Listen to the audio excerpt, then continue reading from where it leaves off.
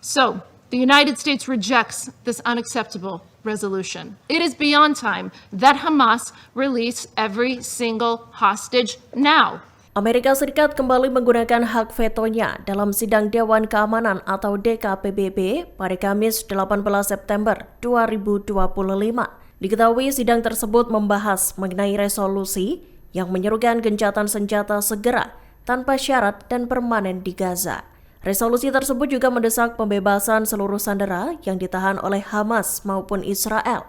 Dalam dokumen itu, terdapat pula kekhawatiran mendalam atas laporan kelaparan dan krisis kemanusiaan.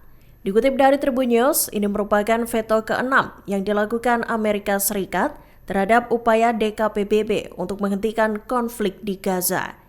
Terakhir kali, Amerika menggunakan hak vetonya pada 25 Maret 2024. Kala itu Amerika Serikat menghentikan resolusi serupa yang menyerukan gencatan senjata serta pembukaan akses kemanusiaan ke Gaza. Menurut Amerika Serikat, pendekatan semacam itu justru memberi ruang yang bisa menguntungkan Hamas. So, the United States rejects this unacceptable resolution. It is beyond time that Hamas release every single hostage now and surrender immediately. The United States will continue to work with its partners to bring an end to this horrific conflict for the sake of the people of Gaza, who deserve a future free from Hamas, and the whole Middle East, which is ready to move into a new chapter of peace and prosperity. For these reasons, the United States of America will vote against the draft resolution and urges delegations to join us in voting against it. I thank the representative of the United States for the statement. I shall put the draft resolution to the vote now. Will those in favor of the draft resolution contained in document S/2025/583 please raise their hand.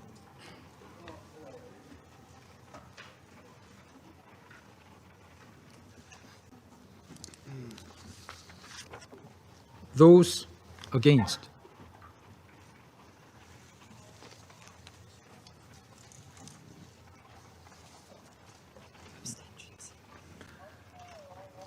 There's no abstentions.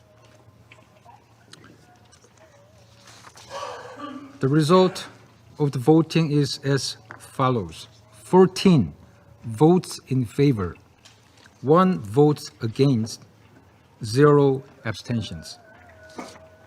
Militan Hamas memperingatkan Israel terkait nasib para sanderanya yang masih ditawan di Gaza. Dalam pernyataannya pada Kamis 18 September 2025, Hamas menegaskan bahwa pihaknya tak akan melindungi nyawa sandera Israel lagi. Hamas enggan melindungi para sandera jika Perdana Menteri Israel Benjamin Netanyahu masih melakukan kampanye militer yang bertujuan untuk membunuh mereka. Kampanye yang dimaksud berupa pendudukan kota Gaza dan pengusiran warga Palestina. Dikutip dari Anadolu Agency, sayap militan Hamas Brigada Al-Qassam menyatakan bahwa para sandera tersebar di berbagai lingkungan di kota Gaza. Peringatan itu seolah menekan Israel agar berhati-hati dalam melakukan operasi militernya. Pasalnya, serangan-serangan pasukan Zionis justru bisa menewaskan para sandera. Seiring dengan itu, pada Rabu 17 September 2025 malam, tank-tank Israel merangsek masuk ke daerah baru di lingkungan barat laut kota Gaza.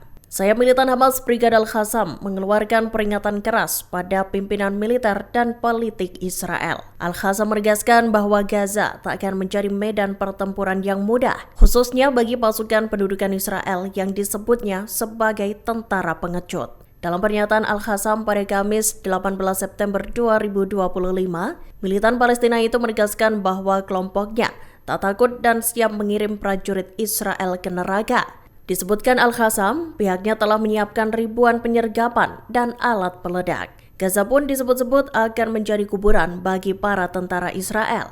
Dikutip dari Al-Mayadin, Al-Qassam memperingatkan bahwa pasukan Israel IDF akan terlibat perang yang melelahkan dan memakan banyak korban jiwa. Tak berhenti di situ, Al-Qassam menyatakan para pejuangnya telah dilatih untuk menempatkan bom di kendaraan IDF. Bahkan bulldozer Israel pun akan menjadi sasaran utama para pejuang Hamas. Lebih lanjut, Al-Qassam juga memperingatkan bahwa para sandera Israel tersebar di berbagai wilayah di kota Gaza. Nasib para tawanan pun bergantung pada keputusan yang dibuat oleh Perdana Menteri Israel, Benjamin Netanyahu. Allahu Akbar. Israel mengeluarkan ancaman untuk menyerang 3 kota di Lebanon Selatan pada Kamis 18 September 2025. Ketiga kota itu adalah Meis al-Jabal, Jabin, dan Kfar-Tebnit. Bersamaan dengan dikeluarkannya ancaman itu, pesawat pengintai Israel tampak melakukan pengawasan ketat terhadap ketiga kota tersebut. Tak lama setelah peringatan awal, pesawat tempur Israel melancarkan 2 serangan udara di Meis al-Jabal. Kemudian pasukan Israel juga menyerang sebuah rumah di Kfar-Tebnit, wilayah Nabatiyah. Serangan udara tambahan tampak ditargetkan ke wilayah Jabin di Lebanon paling selatan. Dikutip dari Al-Mayadin, pasukan Israel pun kembali mengeluarkan ancaman serangan terhadap 2 kota lainnya.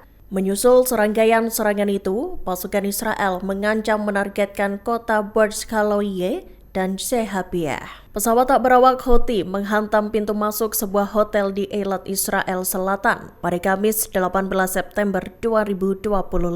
Detik-detik serangan tersebut tampak dibagikan militer Israel IDF-DX. IDF mengklaim serangan dari Yaman itu ditujukan pada para wisatawan. Namun serangan itu disebutkan tak memakan korban. Dikutip dari The Times of Israel, beberapa jam setelahnya, 2 pesawat tak berawak yang dilancarkan Houthi berhasil dicegat. Rupanya, serangan dari Yaman tak berhenti di situ saja. Pada malam harinya, Houthi kembali menembakkan rudal ke Israel hingga memicu sirine di seluruh pusat negara. Kepolisian Israel melaporkan petugas telah mengamankan lokasi jatuhnya bom.